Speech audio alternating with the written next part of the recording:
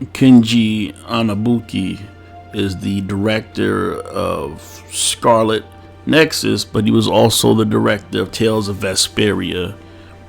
And Tales of Vesperia was an excellent game with endless amount of content and great character interaction, so I imagine that Scarlet Nexus is in good hands. The game's storyline is as follows.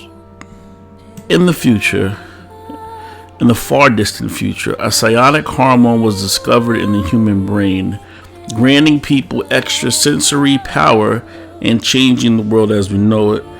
Just as humanity was entering this new era, deranged mutants known as Others began to descend from the sky with a thirst for human brains. Highly resistant to conventional attack methods, extreme measures needed to be taken to battle the overwhelming threat and preserve humanity. Those with acute extrasensory abilities, known as psionics, were the chance that they had to fight that onslaught from above. To this day, the psionics have been scouted for their talents and recruited to other suppression force, otherwise known as OSF, humanity's last line of defense. The main character of this game is Yudo Sumarugi, a new recruit to the OSF, aiming to become an elite psionic like the one who saved him as a child. He has psychokinesis, and he'll be exploring the futuristic city of New Himuka and uncover the mysteries of a brain-punk future caught between technology and psychic abilities. The next character we know about in this game is a Kassani Randall, who's voiced by the Japanese actor Asami Seto. And this character has psychokinetic like Sumarugi and is a new recruit to the OSF, fresh from training school. Rational, a somewhat aloof character, an elite with exceptional fighting skills, on top of having her special powers.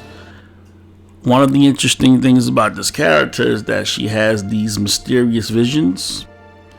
One of the purposes for Kassani was that she was added so that you can try two different paths in the game, as a player can either pick Kassani or Yuto at the start of the experience to see the different versions of their respective events. And we also learn about Kassani that she was an orphan who lost her parents in a raid from the Others when she was a child and was adopted by this powerful Randall family when she was 12 years old. Now she's an elite super soldier with superb fighting skills.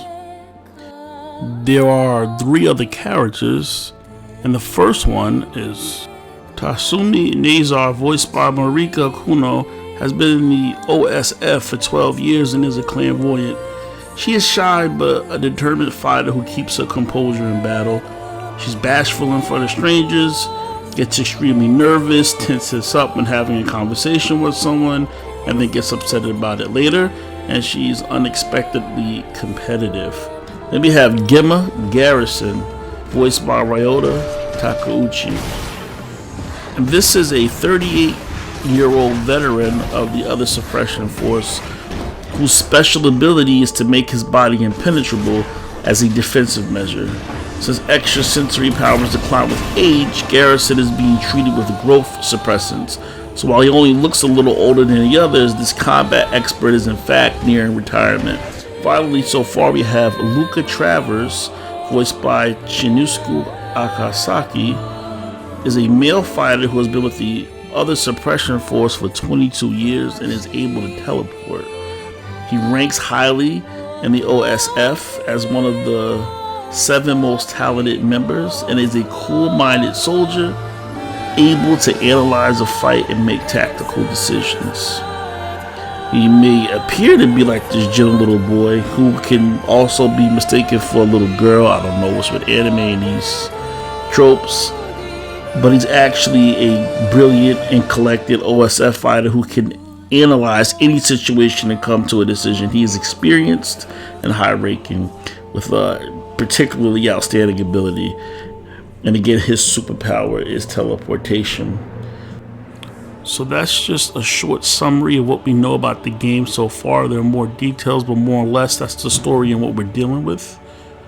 It's going to be released on the Xbox Series X, Xbox One, PS5, PS4, and Steam. Deep Mind 255 out.